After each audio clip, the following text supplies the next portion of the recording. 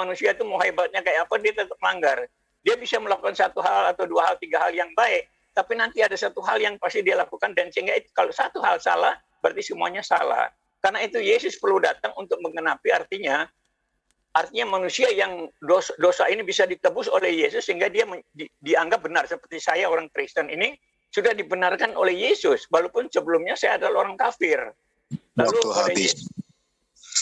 Ya, jadi gini, dari sepanjang kalimat yang Pak Martin sampaikan ya, itu saya belum menemukan adanya kemampuan Bapak untuk menunjukkan bahwa Yesus itu memang mengajarkan kekristenan. Gitu loh Pak, maksud saya. Jadi kalau misalnya gini, Rasulullah, umat Islam itu, mampu nggak umat Islam itu menunjukkan bukti bahwa Rasulullah Muhammad SAW itu adalah orang yang mengajarkan tentang Islam, di mana Islam itu cakupan daripada ajaran agamanya terdiri dari komponen apa saja. Nah, kami akan menunjukkan bagaimana kemudian Rasulullah Muhammad SAW itu mencontohkan bagaimana menjadi seorang Islam yang baik. Nah, sekarang saya pingin Pak Martin juga menunjukkan ke kita di mana Yesus itu menunjukkan dirinya sebagai seorang Kristen yang baik. Ada enggak sisi dari pengajaran Yesus itu yang menggambarkan bahwa Yesus ini memang sangat Kristiani gitu loh? Iya. Itu banyak sekali, terutama paling inti itu di Matius pasal 5, pasal 6, pasal 7. Nah, tadi mungkin Saudara Jul belum menjelaskan tentang ajaran inti daripada Islam itu apa. Mungkin itu yang saya perlu tahu juga. Ya, nanti kita akan ajarkan itu, Pak. Ya, itu yang saya tunggu itu. Kalau saya bisa jelaskan panjang lebar di sini tentang ajaran Yesus. Ajaran Yesus intinya di pasal 5 ayat 3 sampai pasal 7. Itu inti ajarannya. Seperti pasal ayat 3 dia katakan, berbahagialah orang yang miskin di hadapan Allah, karena merekalah yang mempunyai kerajaan sorga. Yang miskin di hadapan Allah itu orang yang meminta pertolongan, yang tidak punya apa-apa selain daripada segala sesuatu dia minta daripada Tuhan. Itu pertama itu. Karena merekalah yang punya kerajaan sorga. Kerajaan sorga itu adalah kebenaran, sukacita, damai sejahtera oleh Roh Kudus. Nah itu. Jadi orang yang bergantung kepada Tuhan, segala sesuatu dia berpegang pada ajaran Tuhan, dia bergantung pada tuntunan, pimpinan, dan kekuatan yang dari Tuhan, dia berbahagia. Lalu di dalam diri ada dia kebenaran, adanya damai sejahtera, adanya sukacita oleh Roh Kudus. Karena itu harus dilengkapi dengan Roh Kudus. Nah, Roh Kudus ini yang menentukan manusia itu bisa melakukan hal yang benar apa tidak. Nah, kita yakin dengan sungguh hanya Roh Kudus yang memungkinkan manusia bisa hidup dengan benar. Tanpa Roh Kudus tidak mungkin manusia bisa hidup benar. Nah, itulah ajaran Kristen itu, perbedaannya dengan semua agama lain itu di situ. Ya kan? Lalu ayat 4, berbahagialah orang yang berduka cita karena mereka akan dihibur. Artinya apa? Ada karya Tuhan di sini yang berduka cita karena sesuatu. Mereka akan mendapat penghiburan. Jadi karya penyelamatan itu Tuhan terlibat dalam kehidupan ini untuk membuat orang ada damai sejahtera yang tadi saya katakan, ada kebenaran, ada damai sejahtera, ada sukacita oleh Roh Kudus. Sedangkan manusia diperhadapkan oleh berbagai tantangan setiap hari itu ada, mulai dari dirinya sendiri, keluarganya, bahkan dari luar, bahkan dari alam ini. Sehingga tetapi di dalam Yesus bisa membawa kita bisa menikmati sukacita itu walaupun kita harus menderita. Seperti orang Kristen di mana-mana kan mengalami penderitaan ya. Tetapi kita punya pengharapan karena Yesus menjanjikan pembalasan adalah hakku. Jadi kita tenang aja gitu. Kita diperlakukan apa saja, kita haleluya saja. Dan ternyata memang Tuhan membalas setiap perbuatan jahat manusia terhadap orang Kristen. Nah itulah yang membuat kita punya pengharapan. Kita tidak perlu khawatir, tidak perlu takut, tidak perlu minder. Nah ini hal yang mahal dalam kehidupan ini. Karena di dalam kehidupan manusia itu manusia penuh dengan tantangan, ketakutan, kecemasan, kepahitan, segala macam. Tapi kita bersama dengan Tuhan Yesus, semua itu hilang. Karena Tuhan Yesus bisa menggantikan segala sesuatu dengan damai sejahtera dan sukacita oleh Roh Kudus. Nah kira-kira begitu tuh, salah satunya. Ya, nah, jadi gini. Coba Saudara Jul jelaskan tentang apa ajaran-ajaran inti daripada Islam ini. Oh, kalau inti daripada ajaran Islam itu jelas adalah taat kepada Allah. Taat kepada Allah itu Yesus indikasikan dalam ajarannya dengan mengasihi Allah. Dan mengasihi Allah itu adalah hukum utama. Mengasihinya bagaimana? Mengasihinya itu bagaimana? Oh jelas, sesuai dengan ajaran Yesus. Jika engkau mengasihi Allah, maka Ajaran Al-Quran, jangan pakai ajaran Yesus deh. Pakai ajaran Al-Quran aja. kalau Al-Quran sudah saya jelas. bicara dari Yesus, Anda bicara dari Al-Quran saja. Kalau mengasihi pakai Allah, ajaran Yesus dia. kalau mengajarkan di dalam kalau pengajaran di dalam Al-Quran, mengasihi Allah itu umat Islam dengan menggunakan bahasa yang lain. Kita mengatakan ketaatan kepada Allah. Jadi ketaatan, kepatuhan, ketundukan terhadap aturan Allah, itulah yang dimaksud dengan mengasihi Allah. Jadi mengasihi... Konkretnya itu kan teorinya. Konkretnya artinya orang praktekannya gimana itu? Ya taat kepada perintahnya, Pak Martin. Sekarang apa? Contohnya apa? Contoh diperintahkan untuk menyembah hanya kepada satu Tuhan. Satu. Tidak menyembah kepada selain daripada Tuhan. Ya, tidak menyembah kepada makhluknya, tidak menyembah kepada apapun itu selain daripada Tuhan. Oke, itu masih satu. Yang berikutnya, kedua. Yang kedua, meyakini bahwa Tuhan itu telah mengutus para nabi-nabi sebelum Rasulullah Muhammad SAW. Yang ketiga, Tuhan pernah mewahyukan kitab suci kepada para nabi-nabi sebelum Al-Quran. Yang keempat, Tuhan mana itu? Tuhan itu cuma satu, Pak Martin. Tuhan itu tidak dua. Iya, tapi namanya kan beda itu. Walaupun namanya Acong, namanya adalah Bedu, namanya adalah Amir, tapi yang pasti Tuhan itu cuma satu. Iya, Tuhan yang benar itu adalah Dia yang menciptakan langit dan bumi. Nah, kapan menciptakannya itu? Menciptakan langit dan bumi itu sebelum adanya manusia diciptakan. Di mana dijelaskan itu? Di dalam Al-Quran. Dalam Al-Quran sudah jelas dikatakan itu. Al-Quran itu datang setelah abad ke-7. Sedangkan Alkitab sebelum ada abad. Ya, sama. Perjanjian baru juga datang abad pertama. Sebelumnya datang Torah. Gimana tuh? Makanya di Torah itu kan Yesus itu kan firman-Nya Yahweh. Firman-Nya Hasem. Kata siapa? Kata siapa? Yesus itu adalah firman-Nya Yahweh. Iya. Kata siapa, Pak Martin? Dia firman-Nya Yahweh. Kata siapa? Kejadian 1 ayat 2 dan ayat 3. Di mana Kejadian 1 dikatakan bahwa Yesus adalah firman-Nya Yahweh? Loh, dikatakan di situ seperti Yohanes 1 ayat 1 ayat 14 itu kan satu atau Kejadian 1, Pak? Kejadian 1 itu bicara tentang Trinitas. Di mana? Loh, ada ayat 1 disebut Allah Bapa, Allah mencipta. Di situ ada disebut juga air, Pak. Ada air. Ya, tunggu saya jelaskan dulu. Itu ada silakan. kaitannya. Dia mempunyai itu memberi gambaran. Pertama Allah mencipta, kedua tentang roh Allah, ketiga tentang Allah berfirman. Jadi Allah mencipta terus, roh dan di situ firman. ada air, Pak. Diceritakan juga di situ ada air. Nah, air. Ada samudra. Air berapa?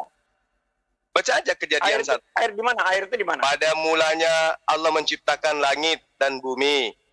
Bumi berbentuk dan kosong, belum berbentuk dan kosong. Di situ ada gelap gulita, di situ ada samudra raya, di situ ada roh, di situ ada Allah. Apalagi di situ ada air. Kenapa menjadi Trinitas? Padahal di situ ada air, di situ ada roh, di situ ada samudra raya. Kenapa hanya Trinitas yang Anda ajarkan di sini? Nah, coba mana dalilnya? Ya. Coba saudara Jul perhatikan, air itu dari mana? Kan air belum ada yang diciptakan. Loh, itu sudah ada di permukaan air, Pak. Ya makanya, sekarang Anda mengerti nggak maksudnya itu? Kan air belum diciptakan. Loh, itu sudah ada air. Belum, itu bukan air yang sebenarnya itu. Makanya di sini kita akan dari mana Pak Martin tahu kalau itu bukan air yang sebenarnya? Loh, di sini dikatakan belum ada yang diciptakan, masih kosong. Iya, ya kan? yang bumi belum berbentuk dan bumi masih kosong. Iya. Lalu apa yang ada di situ? Kan ada terus gelap gulita menutupi samudra. Berarti samudra sudah ada. Iya. Kapan diciptakannya samudra itu? Seluruh alam. Itu kan ada alam ini, samudra itu seluruh alam ini yang masih kosong itu. Kapan samudra itu diciptakan? Sementara tidak ada dikatakan di situ Allah menciptakan samudra raya. Allah tidak mengatakan Allah menciptakan air.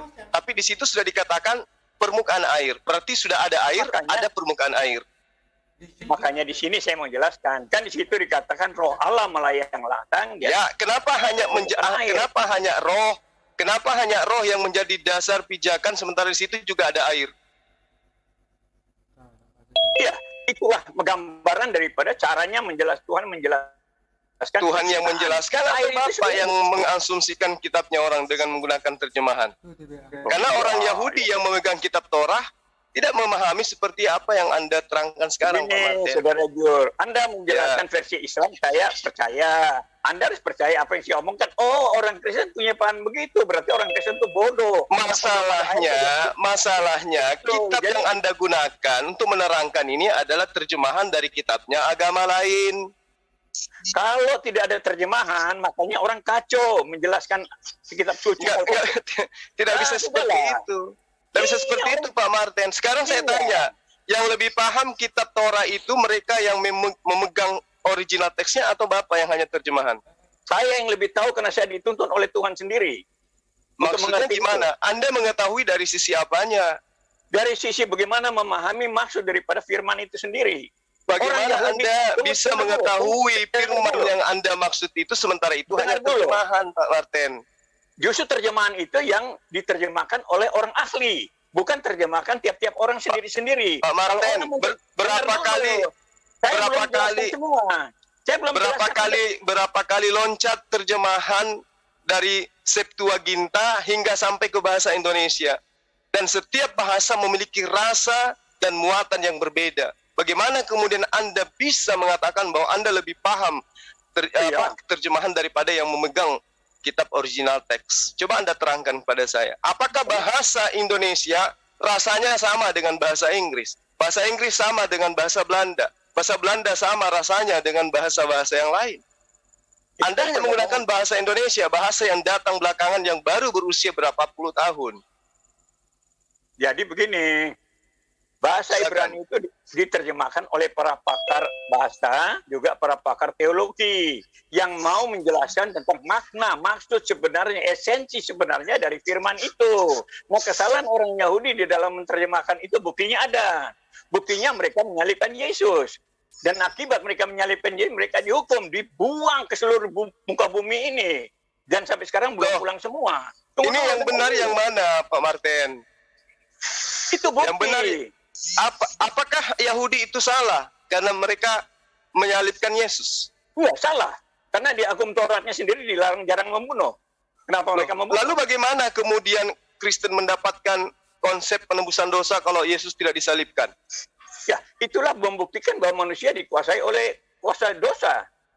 Maksudnya gimana, Pak? Tunggu dulu. Kuasa dosa itu adalah kebencian, iri dengki, sampai niat jahat, sampai perbuatan jahat yang dilakukan oleh orang Yahudi, yaitu ahli Taurat, orang Farisi. Orang ahli Taurat itu ahli hukum. Bukankah kedatangan Yesus itu untuk disalib memang? Yesus datang itu, dia datang untuk membuktikan bahwa dia adalah yang benar dari sorga. Lalu orang yang tidak benar ini adalah seluruh manusia yang ada di muka bumi ini yang membenci dia. Yang sampai sekarang 2000 tahun ini dia selalu dikritik. Tadi Anda mengatakan orang yang menyalib Yesus itu salah. Salahnya di mana? Salahnya dia membunuh, sedangkan hukum Taurat bilang jangan membunuh. Loh, bukannya Yesus itu datang memang untuk membunuh, menyerahkan nyawanya, Pak? Ya, untuk orang yang salah. Itu membuktikan bahwa yang membunuh itu orang yang dikuasai dosa. Lah, berarti kalau tidak ada yang dikuasai dosa, lalu siapa yang akan menyalibkan Yesus? Ya itulah, makanya ada dosa waris itu. Dari mana Anda bisa mengatakan ada dosa waris? Sementara yang membisikkan Yudas adalah iblis supaya melakukan penangkapan terhadap Yesus. Ya itulah kerjaan iblis begitu. Ada dua kuasa, kuasa Tuhan dan kuasa iblis. Kan ceritanya gini. Jangan potong saya dulu. Kan saya uraikan dulu, kemudian Pak Martin ini nanti jelaskan. Adam itu jatuh ke dalam dosa akibat bisikan iblis. Ya, nanti saya tegak di grup di meeting Zoom. Nanti yang lain diam. Ya kan? Jadi Adam jatuh ke dalam dosa akibat bisikan daripada iblis. Akibat kejatuhan Adam mengakibatkan anak keturunan Adam itu mengemban dosa waris. Nah, sekarang ketika anak manusia itu memiliki dosa waris dari Adam akibat ulahnya iblis, iblis lagi-lagi datang ke Yudas, membisikkan kepada Yudas agar mengkhianati Yesus. Akibat dari pengkhianatan itu kemudian Yesus disalib. Akibat dari penyaliban, apa yang terjadi? Dosa waris ditebus. ini yang mana yang konyol di sini sebenarnya? Iblis yang konyol atau iman Kristen terhadap salib? Ya, makanya, Iblis di Adam, bentar Pak. Adam dicobai, Adam dibisikin supaya jatuh ke dalam dosa. Begitu datang keturunannya mendapatkan dosa semuanya, iblis lagi-lagi membisikin Yudas supaya berkhianat agar Yesus disalibkan. Apa tujuannya? Untuk supaya menebus dosa waris. Loh, bukannya dia yang menyebabkan sengaja agar Adam itu menurunkan dosa waris? Kenapa dia lagi yang membisiki Yudas agar Yesus disalibkan, agar dosa waris dihapuskan? Ini iblisnya kurang kerjaan atau kitab Anda atau konsep rumusan agama Anda yang kurang beres ini, Pak? Coba Anda terangkan. Nah, itu makanya dengar kalau saya ngomong tuh dengar dulu. Disinilah maksudnya Alkitab menjelaskan bagaimana datang kebenaran itu setelah ada dosa yang berkuasa di dunia ini. Sehingga tidak ada satu orang pun yang benar. Semua orang sudah berdosa. Termasuk para nabi dan para rasul itu orang berdosa semua. Gitu loh. Tanpa Roh Kudus manusia akan dikuasai oleh iblis. Seperti Yudas, seperti orang Farisi, ahli Taurat. Mereka dikuasai oleh hati, mereka dikuasai oleh iblis. Sehingga mereka punya dendam dengan orang yang berbeda. Sedangkan Yesus datang dari sorga. Yesus adalah manusia sempurna yang suci datang dari Tuhan itu sendiri. Dan mereka sebagai contoh orang yang sudah dipilih Tuhan, namun belum punya Roh Kudus. Di sini iblis masih berkuasa. Kedagingan hati mereka itu masih dikuasai oleh iri dengki. Itu untuk membuktikan itu. Apalagi orang yang lain. Orang Yahudi aja yang sudah dipilih Tuhan masih salah. Karena mereka belum mampu untuk mengatasi kuasa iblis. Nah, itu buktinya bahwa untuk membuktikan kepada dunia betapa kuasa iblis itu begitu luar biasa. Sehingga umat yang sudah dipilih Tuhan pun masih dikecoh untuk bisa membunuh Yesus. Dia di sini Yesus di satu sisi dia adalah sang kebenaran itu sendiri yang dibenci oleh orang Yahudi yang sudah sebagai umat Allah. Namun mereka tidak menguasai hati dan pikirannya. Hati pikiran mereka masih dipengaruhi oleh iblis sehingga mereka timbul kebencian, iri, dengki. Sepanjang 3,5 tahun mereka kejar-kejar Yesus untuk mencari-cari kesalahannya. Itu sampai akhirnya mereka paksakan karena mereka tanya tentang Yesus, dia bilang dia adalah Mesias, anak Allah, juru selamat. Dan mereka benci sekali. Juru selamat kok model begini. Gitu loh. Apalagi sebut anak Allah, anak Hasim. Mereka marah karena mereka fanatik benar dengan Hasim itu. Nah, inilah timbul kebencian. Nah, kebencian inilah bukti daripada kuasa dosa itu. Di dunia ini begitu orang punya kebencian, iri, dengki, niat jahat. Itulah kuasa iblis. Itu makanya Yesus datang, dia mengajarkan supaya kamu mengasihi sama manusia. Memberkati mereka yang menganiaya kamu. Tidak balas kejahatan dan kejahatan. Tapi kamu melayani semua orang dengan baik. Karena pembalasan adalah Tuhan. Itu ajaran kepada Kristen karena memang dia sudah genapi itu. Karena manusia punya kecenderungan jahat. Sehingga orang Kristen tidak boleh melakukan itu. Biarkan Tuhan yang menyelesaikan. Anda lihat orang Kristen diapain pun diam-diam aja. Lalu ada yang bilang, orang Kristen itu bego amat gitu loh. Pengecut apa-apa itu. Tapi karena Tuhan bilang jangan membalas, tidak boleh. Karena pembalasan adalah aku. Itulah ajaran inti kekristenan.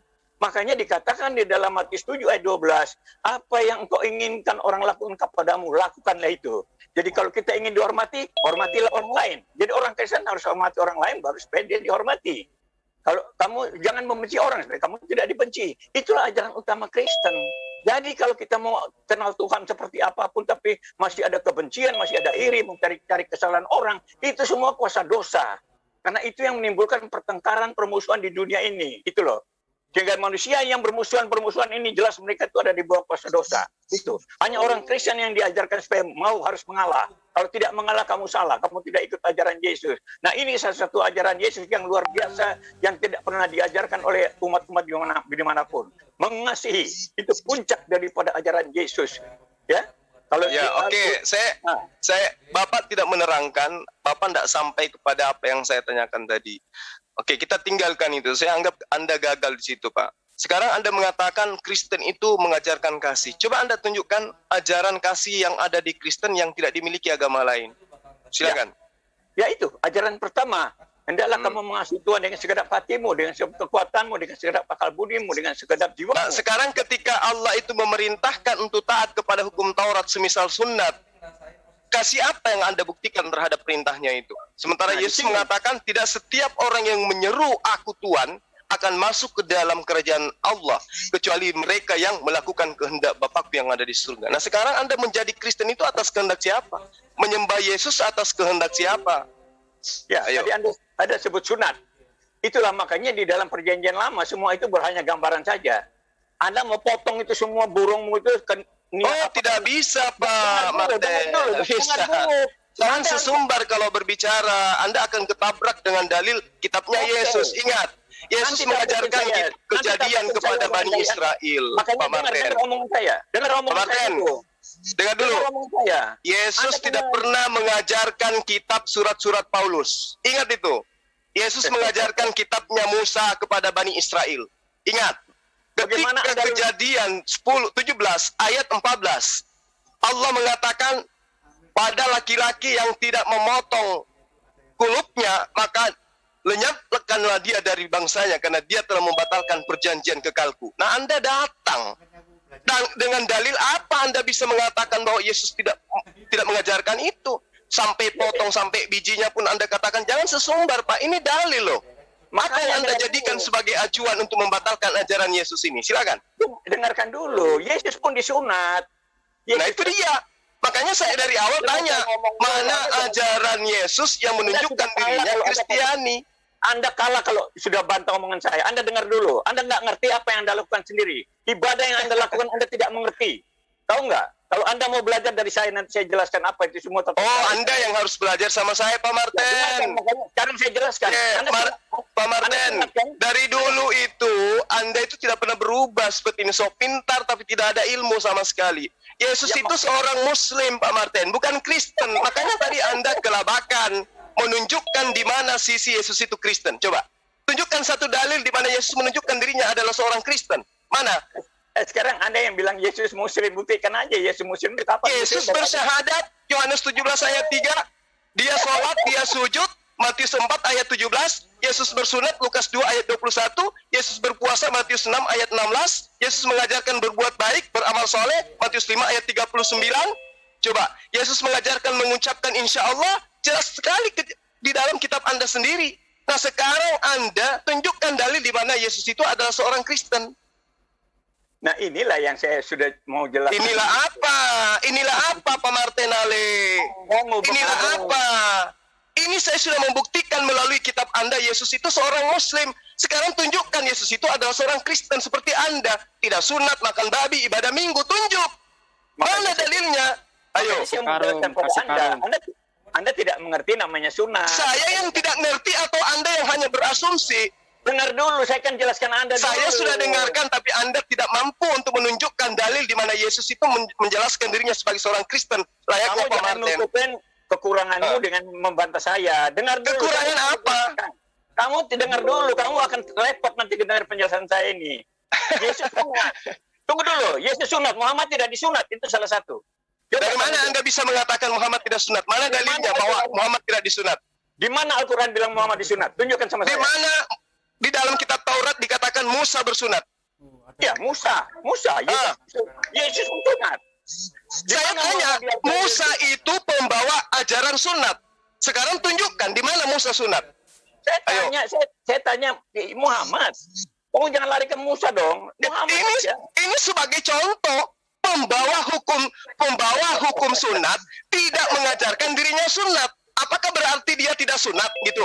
Anda ingin mengatakan Musa tidak sunat karena tidak ada dalilnya Musa sunat gitu? Iya dong, memang tidak. Nah sekarang kalau begitu, tolong tunjukkan kepada saya di mana dalilnya Yesus mengaku sunat. Yo, ada sunat 8 hari. Mana dalilnya pengakuannya coba? Ada di Alkitabnya ada. Anda boleh baptis saya kalau ada. Silakan. Nanti saya cari ada sunat ada. Silakan Pak Martin, Anda seorang pendeta puluhan tahun, Anda sudah bau tanah pun tidak bisa menunjukkan dalil Yesus mengaku dirinya sudah sunat. Mana? Coba tunjukkan kepada saya. Bentar. Silakan. Ya, disitulah makanya Muhammad jadi sunat tapi Anda repot sama sunat. Loh, Yesus mana pengakuannya dia disunat? Ya, nanti ini saya cari ayatnya. Saya boleh dibaptis, jadi menantu. Saya ikhlas jadi menantu Bapak kalau ada dalilnya itu. Anak saya juga dibaptis untuk Bapak ya. Anak saya juga Bapak. Saya juga dibaptis. Saya juga dibaptis Pak Martin. Kalau ada Yesus mengaku disunat. Nanti saya juga ikut. Satu-satunya itu ya saya juga. Hari ke-8 itu informasi itu dari wartawan. Tapi tidak ada pengakuan. Kok saya jadi lapar ya? Ayo, Pak Martin.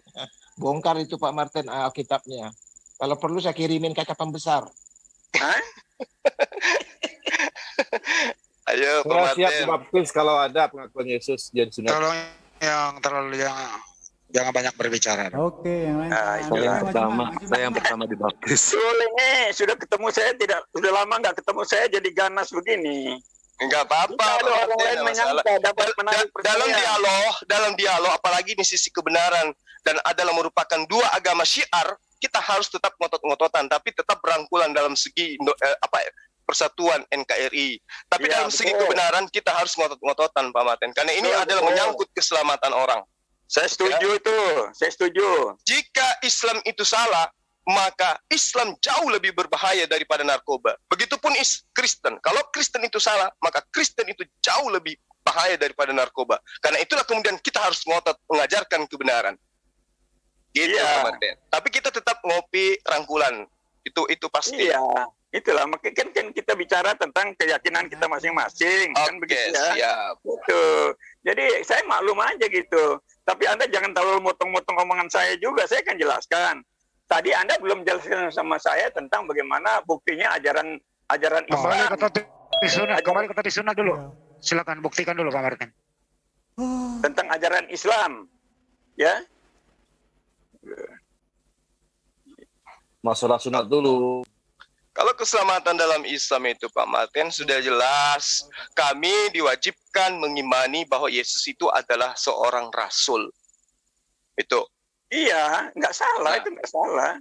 Nah iya, karena itu memang sudah diajarkan oleh Yesus. Hidup kekal itu adalah mereka mengenal Engkau satu-satunya Allah dan mengenal aku sebagai utusanmu. Itu sudah final itu. Tuh ada rantai perak tuh. Silakan speak up rantai perak.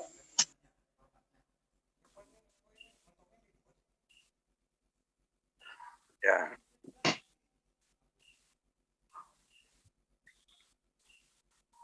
Rantai perak silakan speak up. Jangan di chat saja.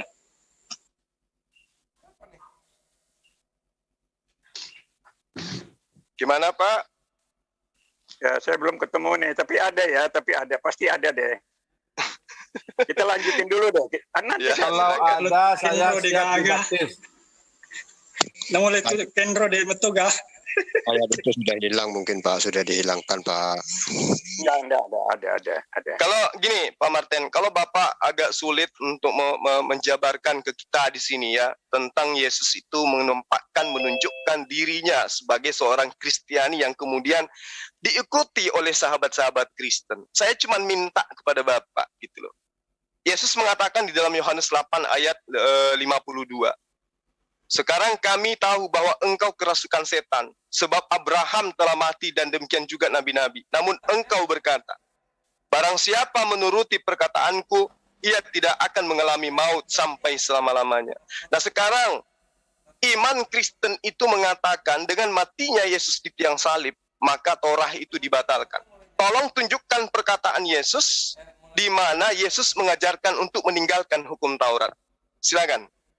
Nah, sekarang saya jawab pertanyaan Anda tadi ya. Coba kita buka di Lukas 2.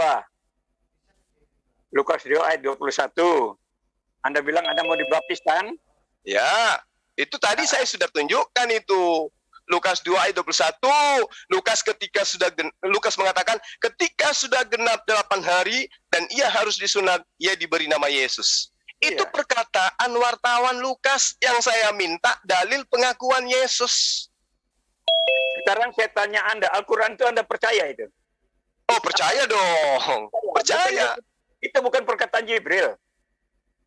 Itu adalah perkataan Jibril kepada Rasul Muhammad SAW. Perkataan Jibril, bukan pertanyaan Allah Subhanahu wa taala.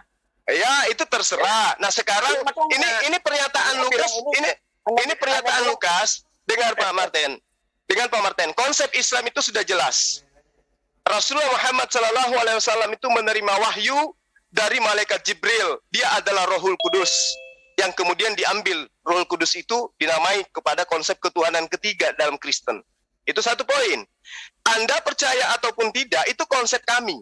Makanya malaikat Jibril. Dengar dulu Pak. Ini tulisan Dengar dulu. bukan kata Dengar Jibril dulu. yang tidak jelas apapun. Jibril itu nggak jelas siapa, supaya Anda tahu. Dengar dulu. Mula-mula dia tidak kenal Jibril itu sebenarnya. Mula-mula dia tidak kenal Jibril itu siapa. Supaya Anda tahu itu.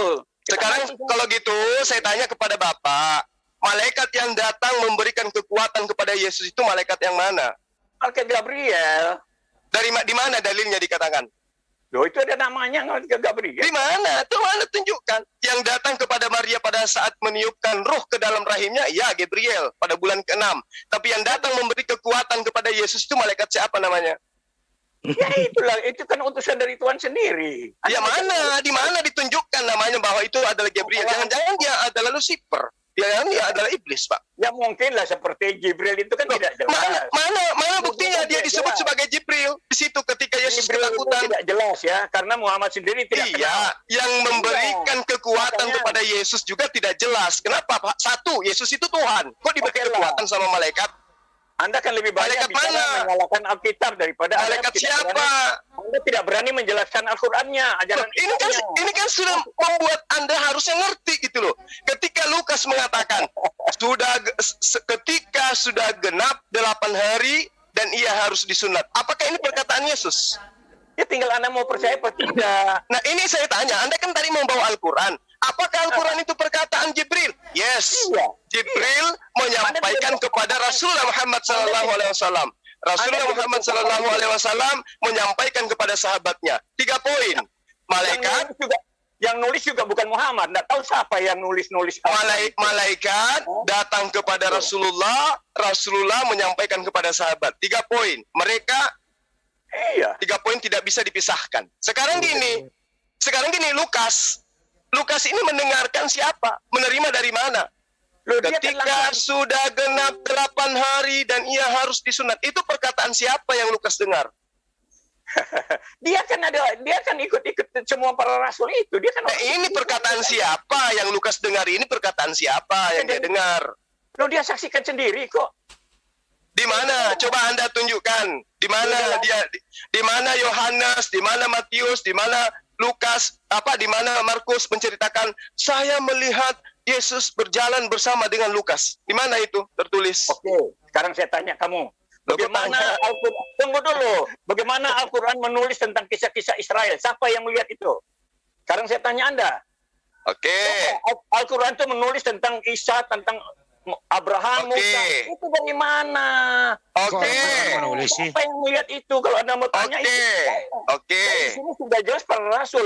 Yang harusnya Anda bertanya. Harusnya Anda bertanya gini, Pak Martin. Harusnya Anda bertanya gini supaya kena saya.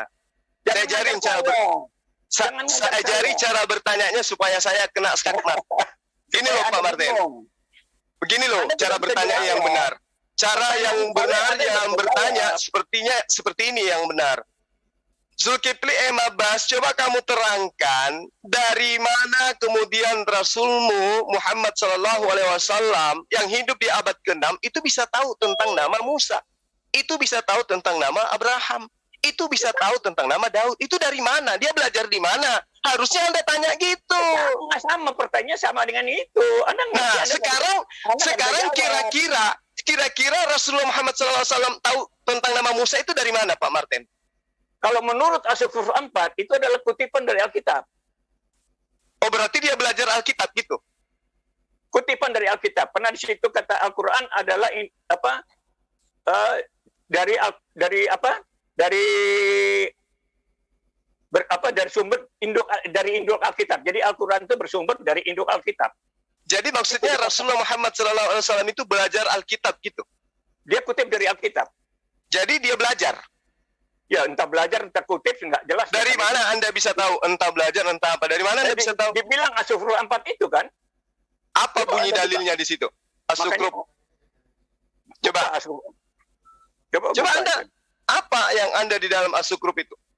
Ya nanti. Itu jadi ada semua ada. Iya, apa yang Anda tahu dari surah As-Sukrup itu yang memberitakan jangan terlalu jauh dari kisah. Dari mana Rasulullah Muhammad SAW tahu tentang nama seorang yang bernama Musa yang menerima kitab bernama Torah? Dari mana Rasulullah Muhammad SAW tahu? Al-Quran dalam induk Alkitab. Ya, di situ dikatakan begitu, Al-Quran dalam induk Alkitab. Itu gimana dalilnya? Coba Pak Martin. Al-Quran 4 Anda buka aja. Anda kan orang Islam gampang bukanya dong. Itu masalah Pak, masalah apa namanya? Sebentar Pak Emil ya, biarkan Pak Emil, biarkan. Iya. Saya screen ya. Al-Quran 4. Silakan. Al-Sukruf ayat 4. Wa innahu fi ummil kitabi ladaina la. Dan sesungguhnya Al-Quran itu Pak Martin mau belajar ngaji. Di sisi kami benar-benar belajar ngaji. bernilai tinggi dan penuh hikmat. Nah, terus apa kaitannya dengan Ummul Kitab dengan nama Musa? Hah? Apa kaitannya, Pak?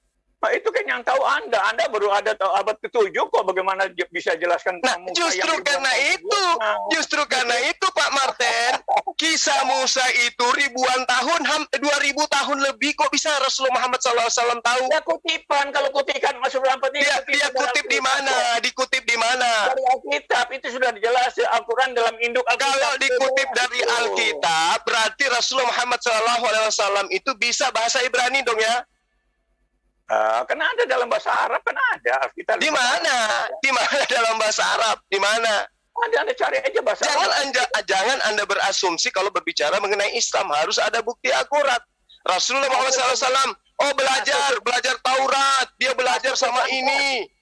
Al-Quran 4, Al-Quran dalam induk Al-Quran, Alkitab. Itu kurang apa sih? Anda kok menyangkali dulu sih? Alkitab yang mana? Alkitab yang mana? Anda tanya orang di ujung langit pun Alkitab itu tahu jelas Bible itu. Dari mana ke mana? Yang mana yang benar ini? Jangan gila dong, Pak Martin. Jangan malu-maluin Kristen dong. Kata Alkitab itu nanti ada di abad sekarang ini. Jangan dikarang-karang. Alkitab itu jelas Bible itu. Dari mana ke mana Anda bisa mengatakan kitab Anda bernama Alkitab? Coba Anda terangkan kepada saya. Original kitab Anda itu bahasa apa?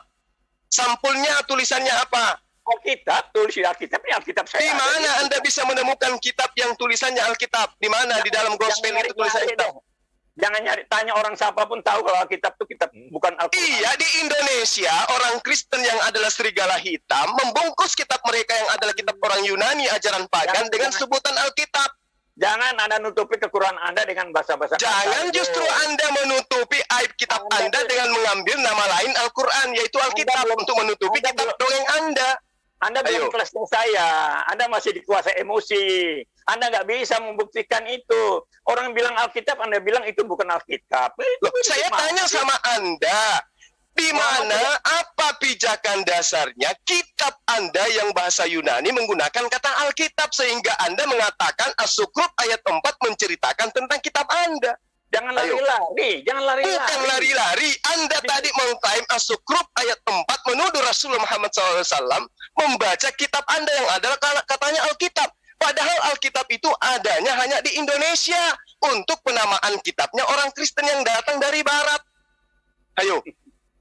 Iya, Al-Quran 4 bilang. Bilang apa? Bilang apa?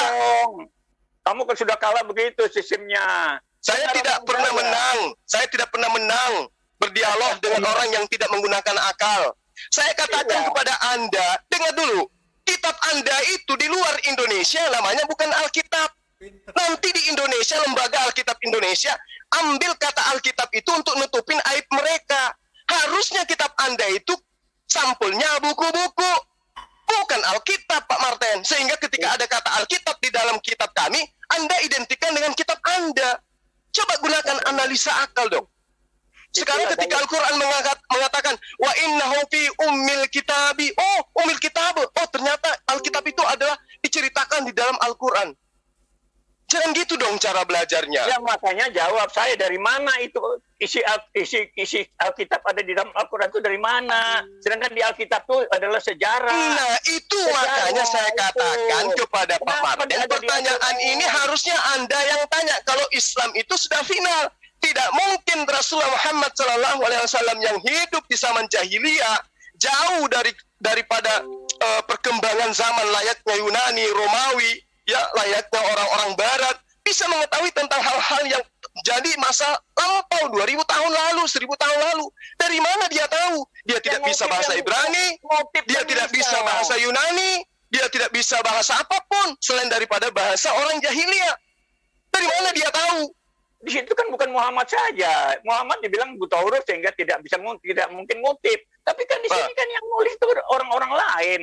Mereka menuliskan berdasarkan apa yang dilisankan oleh Rasulullah Muhammad SAW. Beda. Maka Jul dengar beda di situ. Kalau tentang Yesus itu, tentang nabi-nabi, itu semua disampaikan oleh para nabi seperti Musa. Langsung bicara Tuhan kepada dia. Hukum Torah di Gunung Sinai. Kalau Lukas langsung Tuhan bicara sama dia. Dia adalah orang-orang pengikut Yesus juga. Mereka ada. Dari mana Anda bisa mengatakan Lukas pengikut Yesus? Dari mana? Yang dibilang 70 murid itu termasuk orang-orang itu. Iya, kalau cuma mau mengatakan 70 murid, orang juga semua bisa. Tapi pembuktiannya mana? Kalau Anda ke pengadilan, Anda ditanyai, apakah Anda menyaksikan? Anda mengatakan, saya menyaksikan. Apa alasannya? Apa pernah ketemu? Oh tidak Pak, saya kan bagian daripada ke-70 murid. Kamu pernah ketemu dengan gurumu? Enggak pernah Pak, tapi saya bagian. Itu apa bisa dibenarkan seperti itu Pak Martin? Kita begini Jul ya. Begini Jul. Anda pakai akal, saya pakai iman. Apa yang terjadi? Nah itu dia. Kalau pakai iman, salah ataupun tidak, tetap Anda imani. Kalau pakai akal, salah pasti ditolak. Itulah bedanya kita. Nanti makanya bicara tentang akal dan iman nanti rame nanti ini. Kita pakai iman karena Tuhan tidak mau. Nah, harusnya dari tadi Anda mengatakan itu bahwa saya berdasarkan imani saja, bukan berdasarkan akal. Lalu kemana nasihat Yesus yang diberikan kepada muridnya? Ya, kasih Allahmu dengan akal budimu. Itu dikemanakan itu, Pak Martin? Dengar dulu. Ya. Tolong jelaskan sama saya tentang Allahmu sendiri dengan akal. Jelaskan Allah Subhanahu wa Ta'ala dengan akal. Coba jelaskan. Oke. Ya. Allah adalah esensi yang ada meski tidak terlihat. Itu iman namanya. Oh itu tidak. Iman. Tunggu dulu Pak. Akal itu harus bukti, harus konkret. Oh tidak. Bukan seperti itu bukan. Sekarang gini. Apakah Anda pernah melihat hati yang ada di dalam perut Anda? Itu tidak itu. Saya tanya Allah Anda. Saya tanya, ini dulu analogi begini aja Anda nggak tahu. Anda jelaskan. Apakah Anda pernah melihat akal Anda? Anda jawab pertanyaan saya, jelaskan tentang Allah Subhanahu wa Ta'ala menurut akal. Ini menurut akal loh, ini menurut akal. Sekarang coba Anda uraikan jawaban saya menjadi sebuah jawaban.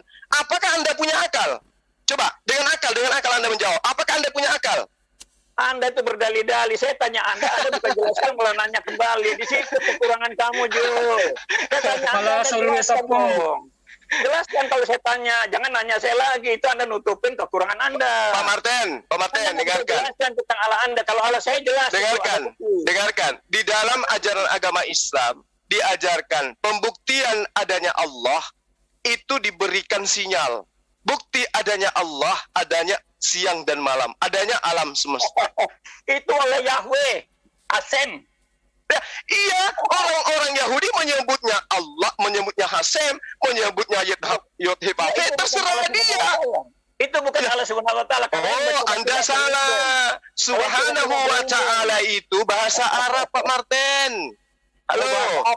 Mau bahasa apa aja? Itu Subhanahu wa Ta'ala itu hanya gelar.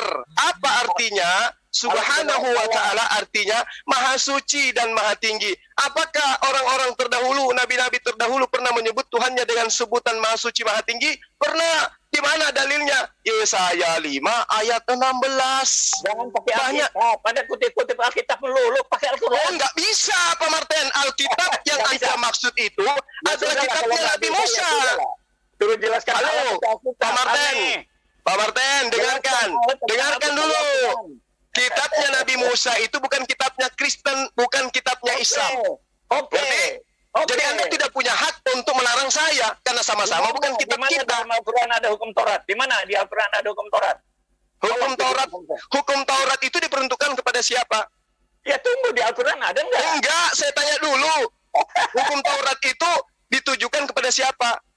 Ya tunggu, di Al-Quran ada nggak? Kamu bilang kan Allahmu. Tunggu dulu, ngapain cari Torah di dalam Al-Quran? Tunggu dulu, saya tanya dulu ini. Al-Quran, hukum Taurat. Allah kan ngaku itu nurkan Injil. Di mana di Al-Quran ada Taurat, ada Injil? Nah, sekarang saya tanya kepada Anda dulu, sebelum saya Anda jelaskan pertanyaan saya. Jangan nanya melulu. Anda ditanya malah tanya balik. Anda jelaskan pertanyaan saya. Gitu loh. Anda bertanya, apakah di dalam Al-Quran ada kitab hukum Torah? Kan gitu ya? Kan itu yang Anda tanyakan. Nah sekarang sebelum saya menjawab ini, saya ingin kisi-kisi dari Anda dulu.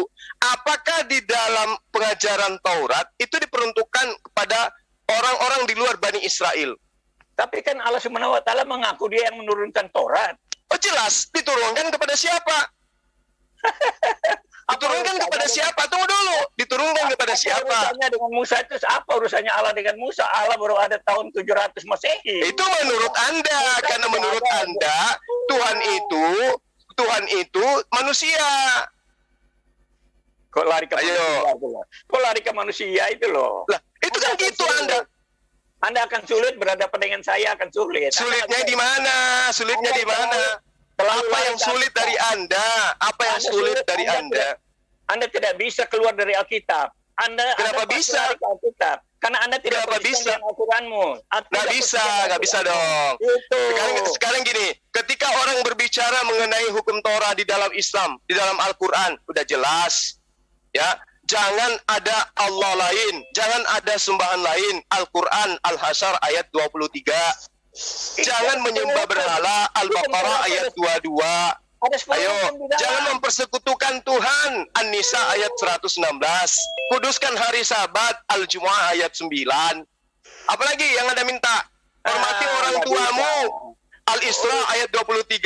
Jangan membunuh, An-Nisa ayat 93, An-Nisa ayat 29. Jangan berzina, An-Nur ayat 3. Jangan mencuri, Al-Maidah ayat 38. Jangan bersumpah palsu, An-Nahl ayat 91. Saya uraikan Pak Martin kalau punya akal. Tapi kan Anda dasarnya cuma imani saja. Sekarang saya minta satu dalil di mana Yesus itu datang untuk membatalkan hukum Taurat. Anda nangis. Saya minta tunjukkan dalil di mana Yesus mengajarkan dirinya adalah seorang Kristen. Anda cengengesan, Anda nangis. Sekarang Anda minta di dalam Al-Quran mana hukum Taurat. Saya sudah jelaskan. Jangan bersumpah palsu. Al-Maidah ayat 8. Jangan mengini milik orang lain. Al-Baqarah ayat 180. An-Nisa ayat 2. Apalagi? Harusnya satu pasal itu. Di Ulangan 20. Kalau seperti Anda di Asukruf di sapi betina ayat berapa urutan itu? Anda bisa seperti keinginan Anda, karena Al-Quran itu bukan tulisan wartawan. Kalau wartawan harus pendahuluan dulu, ada pengantar, ada kata pesan dan kesan, kemudian ada isi, kemudian ada penutup, kemudian ada ucapan terima kasih. Itu penyiar Pak, itu bukan kitab suci itu. Bicara pada sapi betina, binatang ternak, lebah, laba-laba semua. Oh, itu karena Anda umat terjemahan, tidak ngerti apa asbabul nuzulnya, apa yang menjadi sebab kitab itu disebut, apa surah itu disebut dengan Al-Baqarah, apa asbabul nuzulnya. Anda sendiri nggak bisa jelaskan tentang sapi betina, binatang ternak, lebah, laba-laba. Sejak kapan Anda bertanya itu? Ayo. Itulah. Makanya Anda kalau tanya, Anda sadar bahwa Al-Quran itu tidak ada rasul-rasul seperti itu. Yang ada itu binatang kayak Anda bayi dialog. Iya, ini orang nggak, tapi dia wajar sih. Karena memang nggak punya akal dia. Nggak pakai akal dia kan. Imani saja, Pak Martin dari dulu kan memang gitu.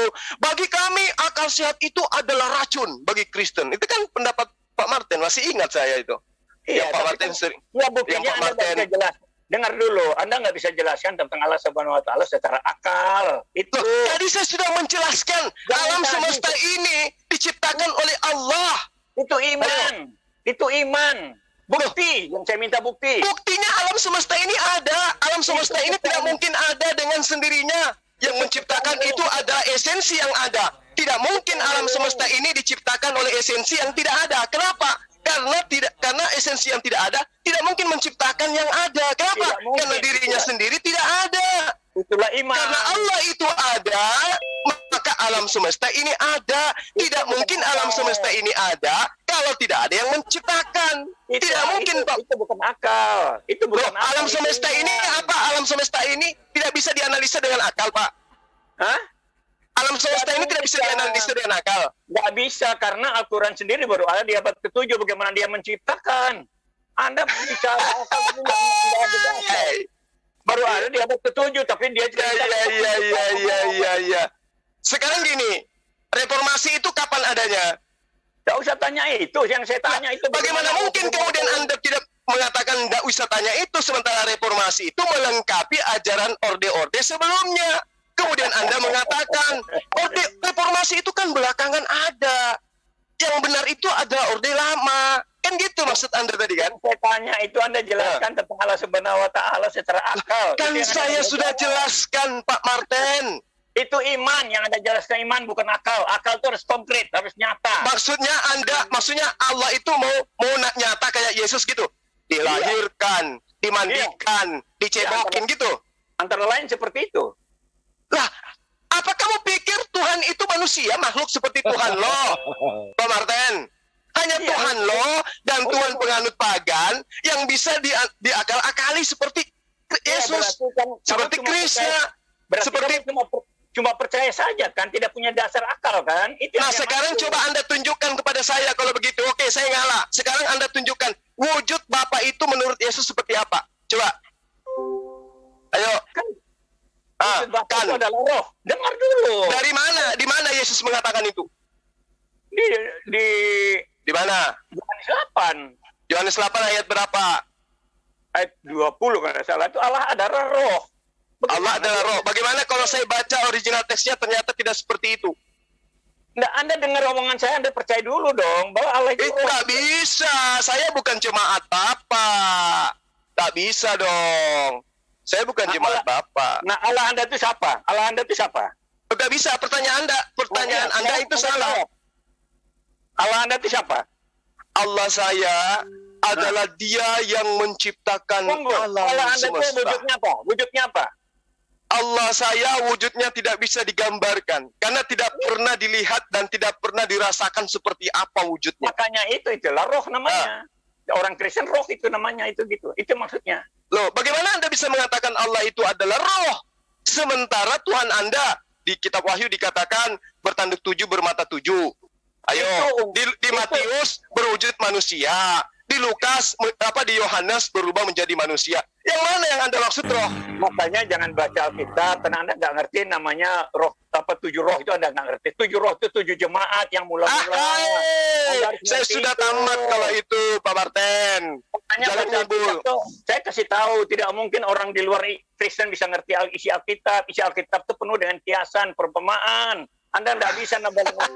Anda bilang 7 tanduk itu adalah 7 jemaat. Anda nggak ngerti. Dari mana bisa Anda mengatakan bahwa jemaat itu adalah ruh? Coba Anda lihat itu Wahyu 5 ayat 6. Coba Anda uraikan. Anda jelaskan tentang Al-Quran saja deh. Itu keyakinan saya. Anda boleh silakan, tetapi Anda tidak bisa menjelaskan tentang Allah Anda sendiri. Anda memiliki kitab hanya terjemahan. Ditanya nangis. Anda minta saya menjelaskan Al-Quran. Kamu bisa dengan saya. Kamu nggak bisa. Kenapa? Apa alasannya? Saya nggak bisa dengan Pak Martin. Apa alasannya? Karena kamu tidak bisa buktikan. Saya tanya tentang alammu aja, kamu nggak bisa jelaskan dengan akal. Kamu kan pakai akal. Ya memang. Iya memang, kalau mau pakai akal gimana bisa buktikannya? Kan tadi sudah saya menjelaskan Pak Martin. Tapi karena akal Anda mati, Anda nggak bisa paham. Bagaimana Anda bisa memahami? Coba saya tanya, bagaimana Anda bisa memahami penjelasan seorang guru di kelas? Dengan akal atau dengan iman? Itu lain. Ini bisa. Makanya saya menjelaskan sampai bibir saya ini robek pun, Bapak tidak akan ngerti. Kenapa? Konsep untuk ngerti harus kudu pakai akal. Di mana mau ngerti akal Anda nggak berfungsi? Ayo. Makanya kamu sendiri kan tidak bisa jelaskan tentang alammu tentang ada. Kalaupun saya menjelaskan, yang lain umat Muslim itu sudah paham. Kenapa? Karena filter mereka akal. Saya mau menjelaskan kepada Bapak, tapi perangkat untuk mendapatkan pemahaman ngerti atau tidak, itu tidak ada pada diri Bapak karena Bapak tidak menggunakan akal. Gimana ceritanya? Saya menjelaskan itu. Dengar omongan saya ya. Kenapa saya percaya Hasyim itu yang mencipta? Karena dia adalah Tuhan yang mula-mula. Iya memang. Dengar dulu. Yang Anda maksud itu, yang Anda maksud Hasem, yang Anda maksud Hasem, yang Anda maksud Hasem, itulah esensi yang kami sembah. Ayo. Bukan. Anda Kenapa bisa? Kenapa bisa? Iya, karena Rasulullah Muhammad SAW nanti datangnya di abad ke-7, Pak Martin. Tidak ada hubungan Alkitab dengan Muhammad itu tidak ada. Dari mana ke mana Anda mengatakan itu? Di mana dari mana ke mana Anda membatasi itu? Di mana ada Muhammad di dalam Alkitab? Tidak perlu ada. Di mana ada Jokowi di Orde Baru? Yesus itu sudah menggenapi. Saya tanya, di mana ada tertulis Presiden Republik Indonesia terakhir pada saat ini adalah Jokowi di Orde Baru? Ada nggak? Itu kan kita kan bicara Alkitab, bukan bicara soal Jokowi. Ini kan saya kasih analogi supaya Anda paham. Coba. Anda jangan lari-lari. Sekarang kalau Anda menjadikan itu sebagai acuan, sekarang tolong tunjukkan ada nggak Yesus di dalam Perjanjian Lama? Ya ada lah. Coba tunjukkan. Saya pingin tahu di mana. Ayo, Pak. Coba. Dia adalah firman itu sendiri kok. Mana dituliskan di Perjanjian Lama Yesus adalah firman itu sendiri? Mana? Coba. Lo ada di Perjanjian Baru. Nah, berarti sama. Kalau Anda menerangkan tentang Muhammad, ada di dalam Al-Quran. Mana tentang Yesus di Perjanjian Lama? Tidak ada. Adanya di mana? Perjanjian. Ya sama. Anda tanya, mana Muhammad di Perjanjian Lama? Mana? Sama. Mana Yesus di Perjanjian Lama? Ayo, mana? Yesus itu menggenapi Perjanjian Lama. Di mana dituliskan? Di mana dituliskan di kitabnya Musa Yesus menggenapi Perjanjian Lama? Ayo, di mana? Di mana? Kamu itu bagaimana? Di mana di Perjanjian Lama dikatakan Yesus menggenapi itu? Di mana? Kan di dalam Perjanjian Baru 5:17. Saya minta di Perjanjian Lama. Kamu kok tanya yang di situ itu kitab saya. Anda harus percaya yang saya tanya. Ya ampun, tadi Anda giliran bertanya tentang Rasulullah Muhammad SAW, Anda minta di dalam kitab Perjanjian Lama. Giliran Yesus yang saya minta, Anda nangis. Kok mencret, Pak? Anda bilang ada hubungan, di mana ada hubungannya? Oh jelas, karena Tuhannya adalah satu. Tuhan itu satu. Mengajarkan sesuatu yang sama, yaitu Islam. Yesus aja ketika dia datang mengajarkan Islam, tidak mengajarkan Kristen.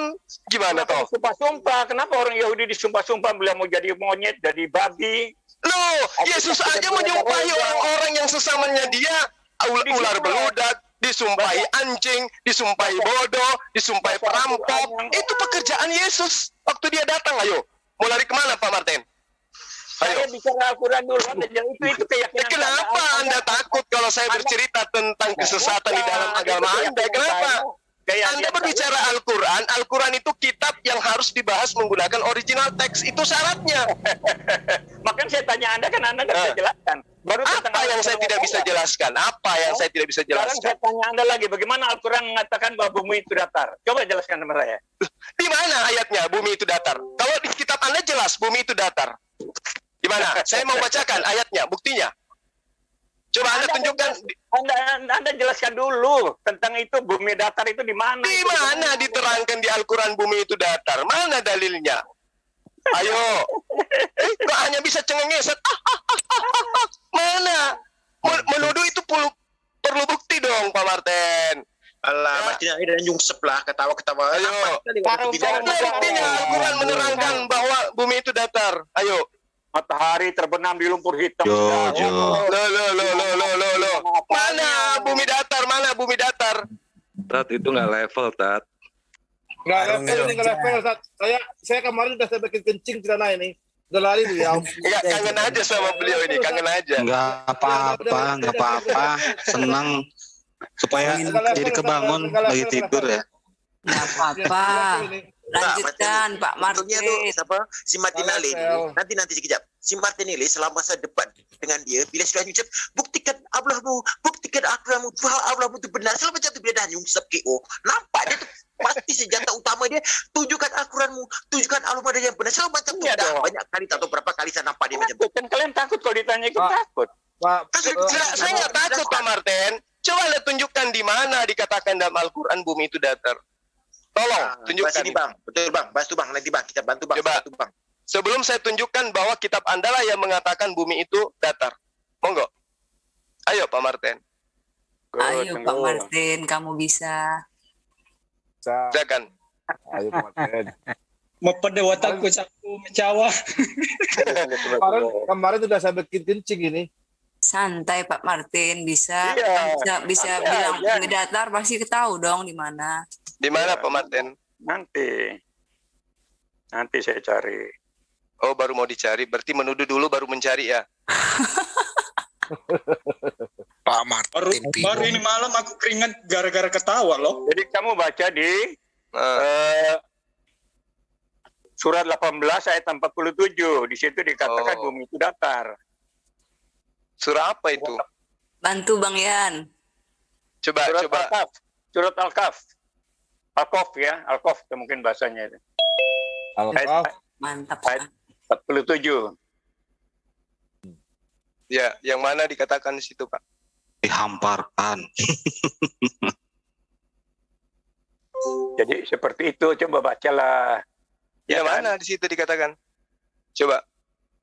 Dan ingatlah pada hari ketika kami perjalankan gunung-gunung dan engkau akan melihat bumi itu rata dan kami kumpulkan mereka seluruh manusia ini sudah direvisi ya. Ini sudah direvisi ya. Saya punya Al-Quran tahun 85 itu. Saya minta Al-Quran. Saya minta Al-Quran. Jangan terjemahan Pak. Bapak mengatakan Al-Quran mengajarkan bumi itu datar. Saya minta Al-Quran. Bapak yang Anda surat 18 ini hari kiamat ini. Ini hari kiamat. Ini hari kiamat, Pak, beda. Iya, sekarang Anda jelaskan aja kan saya tanya Anda. Apa sudah nggak ada? Saya nggak ada. Dibangunkan lagi di situ, Pak. Saya tanya Anda, makanya bumi itu udah rata itu gimana itu? Itu kan? Di mana ceritanya? Ayat berapa dan apa bunyinya yang mengatakan bumi itu datar gitu loh. Sampai kok umat Islam itu dengan mudahnya Anda mengatakan kami mengimani sebuah kitab yang mengatakan bumi itu datar. Mana buktinya? Ya itu sudah 1887 itu. Apa dia katakan di situ, Pak Martin? Ya Anda baca sendirilah kalau dari Anda yang menunjukkan, Anda menuduh, Anda yang harus membuktikan. Ayo. Iya, sudah jelas. Kok bisa gitu, Pak Martin? Kan bumi itu rata, sudah dibilang bumi itu datar. Di situ di tahun apa Al-Quran Di mana dikatakan di situ bumi itu datar? Kan sudah saya bilang di surat 18 ayat 87. Anda kok mau ngeyel terus sih tanya-tanya yang begitu. Anda yang menuduh, Anda yang harus memberikan bukti akurat. Kalau tidak, Anda ketampar nanti dengan tuduhan Anda gitu. Enggak, kan ada sudah saya tunjuk itu kan ada di situ. Nah, di situ dikatakan dihamparkan. Mana bumi itu datar? Di Al-Quran tahun 85. 85 apa bunyinya? Apa bunyinya, Pak? Nanti saya bawa saja ya. Oke, kita tunggu. Kalau tidak, Bapak yang ketangkap. Kan gitu. Kan sekarang ada pencemaran nama baik. Ya kan? Gurunda. Tungguin sampai Pak Martin ulang tahun. Ayo Pak Martin, silakan Pak. Panjang umurnya. Intinya Yesus adalah Tuhan, itu yang penting. Potong burungnya. Ya, silakan Pak Thomas. Boleh ya. Bantu dong Pak Thomas, Pak Martin. Intinya Yesus Tuhan, ada bukti. Boleh membuktikan tak? Saya tidak minta ayat, boleh tak? Tunjukkan kepada saya. Jangan berani. Yesus Tuhan itu cuma cita-cita kamu, bos, yang gak bakal tercapai, Dodol. Siapa yang bilang aku adalah Alfa dan Omega? Dengar ya, dengar saya baca ya. Ini di Al-Quran tahun 85. Ya. Dan akan itu bukan Al-Quran, Pak Martin. Itu bukan Al-Quran. Sadar nggak? Itu terjemahan. Iya, itu penyangkalan. Silakan aja kalau itu terjemahan salah ya. Terjemahan itu salah ya? Iya, salah. Kenapa rupanya? Pak? Al-Quran, Pak. Al-Quran bukan terjemahan. Bukan dari Nabi. Saya kasih tahu Anda. Apa yang Anda ingin kasih tahu ke saya? Original teks itu mempunyai makna bermacam-macam. Anda mau lari ke original untuk menafsirkan macam-macam. Padahal di sinilah sudah dijelaskan, di dalam terjemahan sudah dijelaskan bahwa bumi itu datar. Anda masa sih? Itu. Apa bunyinya memang? Coba. Tadi saya baca Anda potong.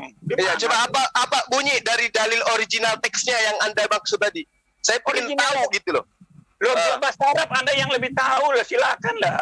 Nah, karena itulah kami masih beriman kepada kitab itu karena tidak sesuai dengan tuduhan Anda. Bagaimana Anda sangkal terjemahan itu? Kenapa harus ada terjemahan kalau untuk menjelaskan itu? Berarti Jerman itu salah, berarti omong kosong itu terjemahan.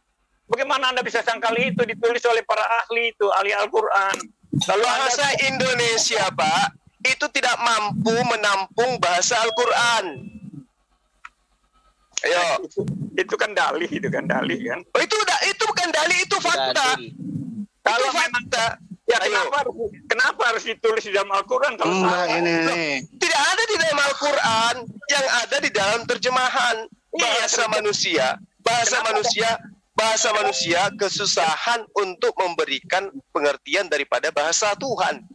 Ayo. Kenapa harus ada disangkal begitu loh?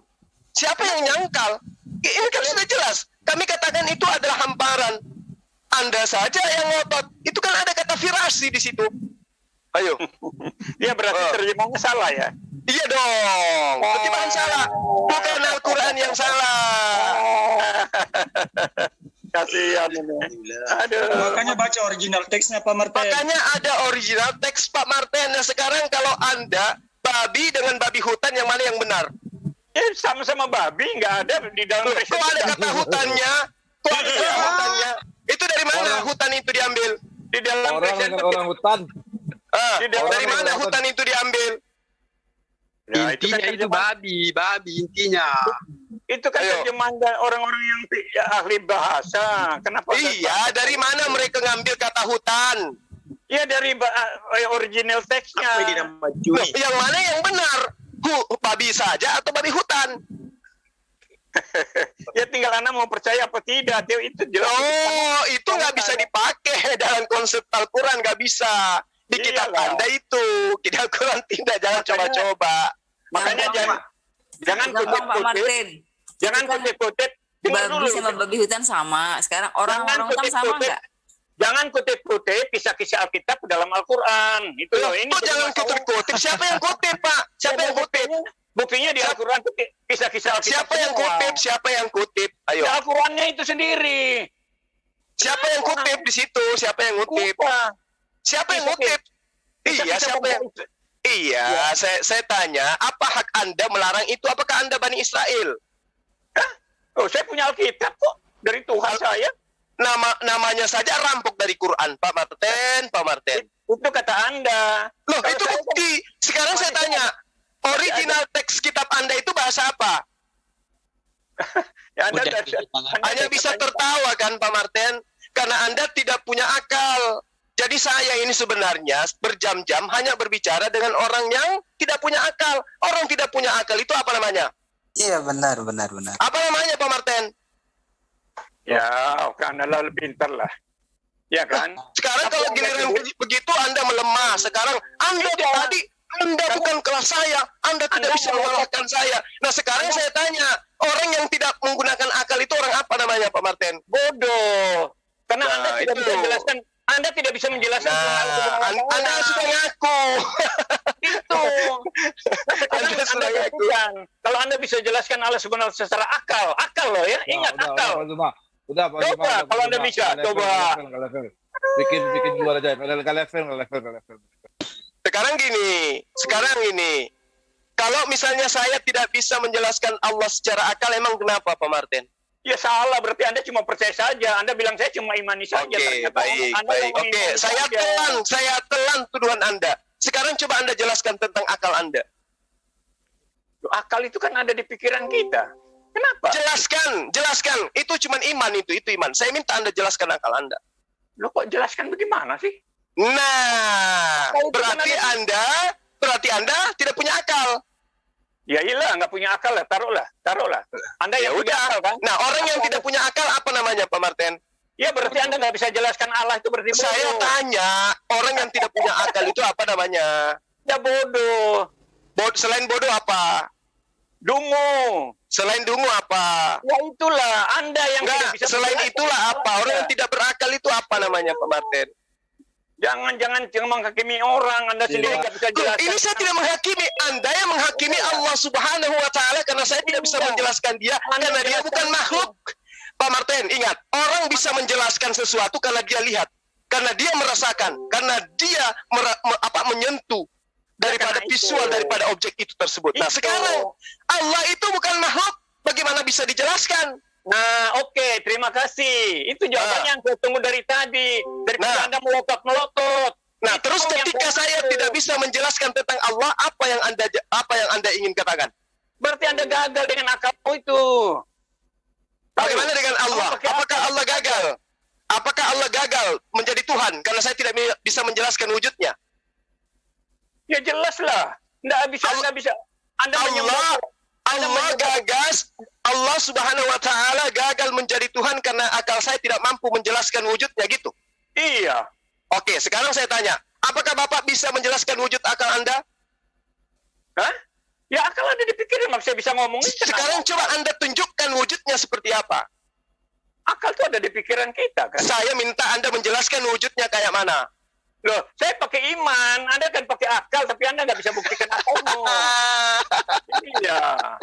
Saya percaya bahwa akal itu ada di pikiran manusia, di mana saya bisa berpikir menjawab pertanyaan Anda. Berarti salah enggak? Salah tidak Anda mengatakan Anda pakai iman sehingga Anda tidak bisa menjelaskan wujud akal Anda? Salah enggak Anda itu? Loh, itu kata-kata iman itu kan satu. Enggak, saya tanya kepada Pak Martin yang sudah tua. Apakah Anda salah ketika Anda tidak mampu menjelaskan tentang wujud akal Anda, lantas kemudian Anda mengatakan, saya kan berdasarkan iman. Salah enggak Anda di situ? Kenapa salah? Nah, begitulah saya. Tidak bisa menjelaskan Allah karena saya tidak pernah melihatnya. Ya makanya saya bisa buktikan bahwa Allah saya itu jelas. Karena Allah Anda, karena Tuhan Anda itu makhluk. Iyalah, jadi artinya di situ bedanya. Sembahan Anda itu makhluk, sembahan kami bukan makhluk. Di situ bedanya, Pak Martin. Makanya di sini kita beda. Jadi Anda yang sama-samakan. Nah sekarang, oke, Anda sudah mengakui Tuhan Anda adalah makhluk, Tuhan kami umat Islam bukan makhluk. Sekarang coba Anda tunjukkan kepada saya ajaran para nabi yang mengatakan Tuhan mereka itu makhluk. Silakan. Siapa yang bilang itu? Allah itu roh. Tadi katanya Tuhan Anda makhluk. Loh, Anda yang bilang Anda maksa-maksa saya kan? Anda maksa-maksa saya kan? Pak Martin, tadi katanya Anda bisa menjelaskan Tuhan Anda. Benar? Artinya begini, Tuhan itu sudah menyatakan diri dalam makhluk. Yesus. Nah, berarti Tuhan Anda adalah makhluk, kan gitu. Allah menjadi manusia makhluk. Itu aja kan gampang. Sebelum Allah menjadi manusia makhluk, dia apa? Dia roh. Seperti apa bentuknya? Roh itu satu yang tidak berwujud, tapi punya pikiran, punya kehendak, punya kuasa. Dari mana Anda bisa tahu? Anda nggak bisa jelaskan Allah Anda, tanya saya kayak anak-anak. Ini Anda sedang menjelaskan Tuhan saya loh. Pak Martin, Anda telah menjelaskan Tuhan saya. Saya tanya, sebelum Allah itu menjadi manusia, dia seperti apa wujudnya? Roh. Roh yang Anda maksud itu seperti apa wujudnya? Roh itu tidak berwujud. Nah, itu Anda sudah menjelaskan Tuhan saya. Gimana sih Pak Martin? Tapi Tuhan saya bicara kepada Musa. Ya sama. Tuhan saya juga bicara kepada Musa. Tuhanmu baru tidak pernah bicara dengan manusia. Siapa bilang? Buktinya dia datang kepada Musa? Enggak. Itu. Coba Anda baca di kitab yang Anda rampok dari Bani Israel. Ada kok dia pernah datang kepada Musa? Itu Hasim, bukan Allah Subhanahu wa Ta'ala. Oh, itu Tuhan kami, Pak Martin. Anda nggak bisa. Anda tidak bisa membatasi. Anda tidak punya hak. Di situ kegagalan Anda. Apakah Anda mau melarang saya menuhankan Tuhannya Nabi Musa? Ya nggak boleh lah. Apa alasan Anda?